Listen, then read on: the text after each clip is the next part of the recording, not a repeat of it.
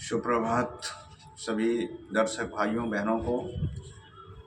आज मैं अपने इस class 10th geography chapter 1 resource and development का मैं दूसरा पार्ट लेकर प्रस्तुत हुआ हूं और इसमें मैं ज़्यादा से ज़्यादा आपको डिस्क्रिप्टिव वे में समझाने का प्रयास कर रहा हूं। आप मेरे चैनल पर बने रहें, देखें, सुने। और ये शिक्षा का चीज़ है, इसमें सभी लोग सुन सकते हैं। इसमें किसी के लिए ऐसा नहीं है कि ये किड्स के लिए नहीं है, बच्चे भी सुन सकते हैं और वो भी ज्ञानवर्धन कर सकते हैं। और जो पढ़ने वाले जो बड़े बच्चे हैं उनके लिए भी लाभदायक है। तो चलिए मैं ये geography class 10 geography chapter 1 resource and development का ये दूसरा पार्ट में अपने यूट्यूब चैनल @राजीव रंजन झा 9753 पर मैं आज अपलोड करूंगा। और मैं एक पार्ट अपलोड कर भी दिया हूं इस समय और एक पार्ट और मैं फिर अपलोड कर रहा हूं। और जब तक चैप्टर कंप्लीट नहीं होता तब तक मैं छोटे छोटे पार्ट में अपने चैप्टर को आप तक पहुंचाऊंगा। और मैं ज़्यादा से ज़्यादा 2, 3, 4 पार्ट में, एक चैप्टर अगर बड़ा है तो उसको 4 पार्ट में समाप्त कर आपको पढ़ाने का प्रयास कर रहा हूं बच्चों। तो चलिए आप इसे सुनने का प्रयास करें। तो मैं जैसा कि बता चुका हूं पहले अपने वीडियो में क्लासिफिकेशन ऑफ रिसोर्सेज के बारे में। तो क्लासिफिकेशन ऑफ रिसोर्सेज में मैं बताया कि सारे रिसोर्सेज को, जितने भी संसाधन हमारे आसपास हैं, उन सभी को 4 कैटेगरीज में बांटा गया है बच्चों। पहला on the basis of origin, दूसरा on the basis of exhaustibility, तीसरा on the basis of ownership and fourth है on the basis of status of development. अब इसके बाद आता है कि on the basis of origin, मतलब उत्पत्ति के आधार पर। ओरिजिन मीन्स होता है उत्पत्ति, मतलब उसका उत्पत्ति कहाँ से हुआ। तो ओरिजिन के आधार पर जो रिसोर्सेज हमारे पास हैं उसको मुख्यतः 2 भागों में विभक्त किया गया है। पहला है बायोटिक रिसोर्स और दूसरा है एबायोटिक रिसोर्स। बायोटिक रिसोर्स को हम लोग जैव कहते हैं, जैव संसाधन, और दूसरा अबायोटिक रिसोर्स है जिसको अजैव संसाधन कहते हैं। इसके बाद सेकंड जो है वह है ऑन द बेसिस ऑफ एग्जस्टिबिलिटी।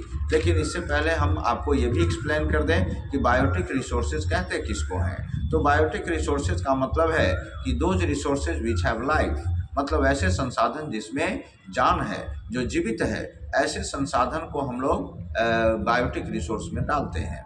अब इसके बाद है एबायोटिक रिसोर्स।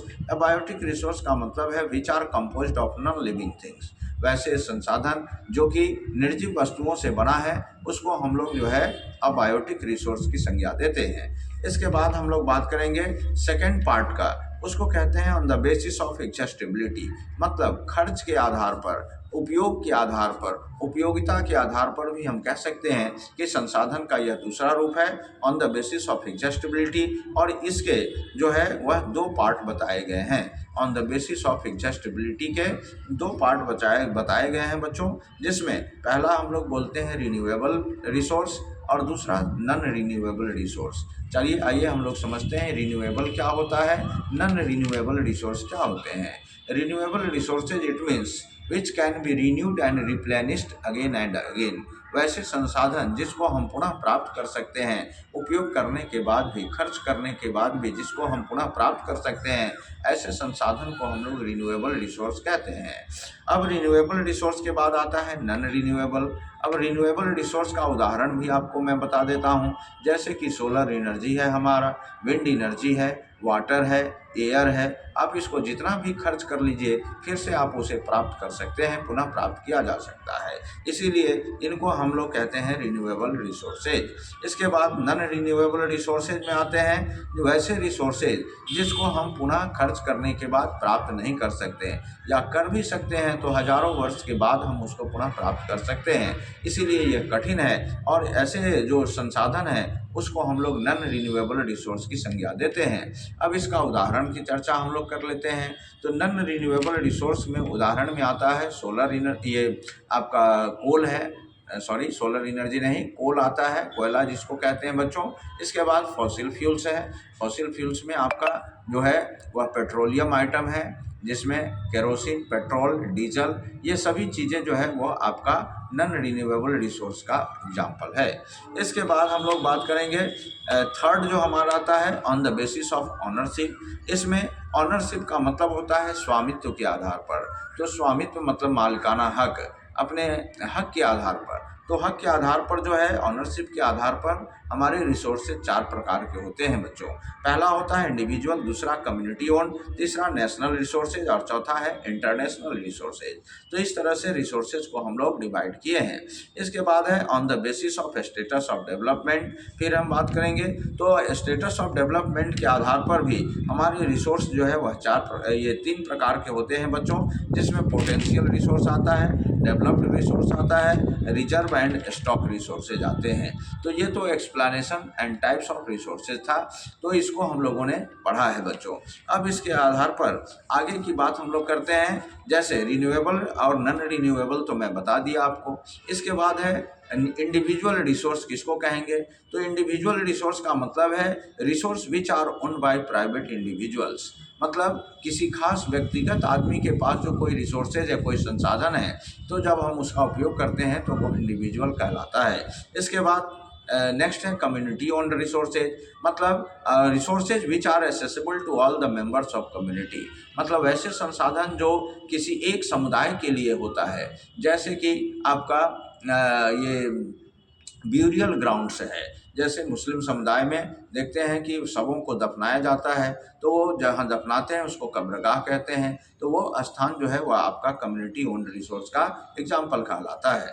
इसके अलावा नेशनल रिसोर्स की बात करें तो resources which are available in the country, जो हमारे देश में वैसे संसाधन जो हमारे देश के अंदर मौजूद हैं, वो सभी रिसोर्सेज हमारे नेशनल रिसोर्स में आते हैं। इसके बाद इंटरनेशनल रिसोर्स को हम लोग समझते हैं, यानी अंतर्राष्ट्रीय संसाधन।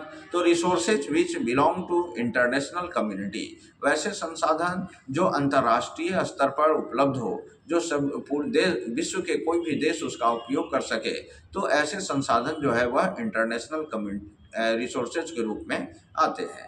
इसके बाद पोटेंशियल की बात कर लें तो पोटेंशियल रिसोर्सेज का मतलब है resources which have been found but not yet used. इसके बाद है developed resources, resources which have been surveyed and their quality and quantity have been determined for utilization. इसके बाद स्टॉक रिसोर्सेज है, resources which can satisfy human wants but are technologically inaccessible. इसके बाद reserve आता है, resources which can be use for meeting future requirements. तो ऐसे हमारे पास बहुत सारे रिसोर्सेज है बच्चों। मैं सबका कैटेगरीज बताया, सबका टाइप्स बताया, डिफिनीशन बताया, एग्जाम्पल भी मैं लगभग सभी का दिया, कुछ का नहीं दिया होगा तो आप फिर बताइएगा मुझे कमेंट्स करके। वीडियो देखने के बाद मैं आपको फिर एक्सप्लेन कर सकता हूं। तो इस तरह से ये आज मैं 2 वीडियो इसका ज्योग्राफी चैप्टर का दे रहा हूं, फिर मैं ज्योग्राफी का आगे का जो टॉपिक है उसको मैं आपके लिए लेकर आऊँगा। जैसे सस्टेनेबल डेवलपमेंट है, प्लानिंग ऑफ रिसोर्सेज है, इसके बाद है टाइप्स ऑफ सॉइल्स। इसको फिर मैं अगले अपने 2 वीडियो में आपके लिए उपलब्ध कराऊंगा अपने YouTube channel @Rajeev Ranjan Jha 9753 RAJEEV RANJANJHA 9753, ये आप लिखेंगे। मेरे यूट्यूब चैनल को आप सब्सक्राइब करें ज़्यादा से ज़्यादा, यही मेरी अपेक्षा है आपसे। चलिए बहुत बहुत धन्यवाद सभी बच्चों को, सभी दर्शक लोगों को। नमस्कार, प्रणाम।